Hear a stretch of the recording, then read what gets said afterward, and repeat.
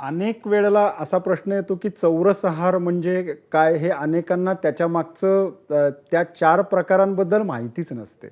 Basically हा उल्लेख आपण भगवद्गीतेमध्ये पण 15व्या अध्यायामध्ये एक जो महत्त्वाचा श्लोक आहे, अहम वैश्वानरो भूत्वा, आणि त्याची जी त्याचा जो दुसरा लाईन आहे त्याच्यामध्ये असं म्हणलंय की पचामी अन्नम चतुर्विधम, म्हणजे तुम्ही जे 4 प्रकाराचं अन्न घेतलेलं आहे ते वैश्वानर म्हणून मीच त्याचं पाचन करतो. म्हणजे ते 4 प्रकार, म्हणजे ज्याला चौरस हा आपला मराठी मुळा शब्द, आणि ते 4 प्रकार जे आहेत ते त्यावेळेपासून आलेले आहेत. त्याच्यामध्ये पहिला जो प्रकार आहे त्याला भोज्य असं म्हणतात, दुसरा जो प्रकार आहे त्याला भक्ष्य असं म्हणतात, तिसरा जो प्रकार आहे त्याला लेह असं म्हणतात, आणि चौथा जो आहे त्याला पीत किंवा द्रव असं म्हणतात.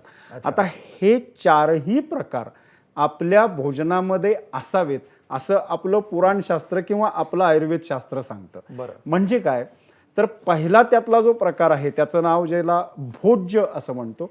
भोज्य याचा अर्थ सॉलिड, पण ते सॉलिड कसं दातानी चावून खाता येणार.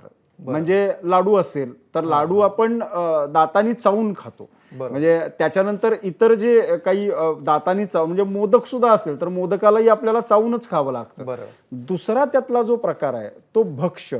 आता हा शब्द आला वेगळी करून, पण भक्ष्य याचा अर्थ तुकडे करून खाणं. अच्छा, भक्ष्य याचा साधा मराठी अर्थ तुकडे करून खाणं.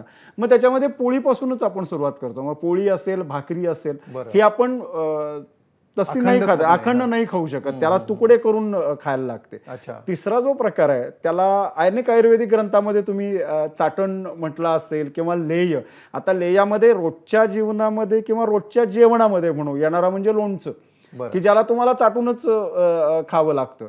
आणि चौथा पेय, म्हणजे जे प्यायचं आहे, म्हणजे दूध असेल किंवा ताक असेल. आणि सगळ्यात महत्त्वाचं याच्यात इंटरेस्टिंग जे आयुर्वेद ग्रंथामध्ये सांगितलंय ते म्हणजे उत्तर हे सगळे हलके आहेत. म्हणजे जो भोज्य आहे तो पचायला सगळ्यात जड आहे, त्याच्यानंतर भक्ष्य आहे तो त्याच्यापेक्षा थोडा कमी जड आहे, आणि नंतर हे 2 पुढचे क्रमाने ते हलके होत जातात म्हणजे पचायला, किंवा उलट जर म्हणलं तर क्रमाने गुरु होत जातात. असा त्याच्या मागचा इतिहास. म्हणजे हे एका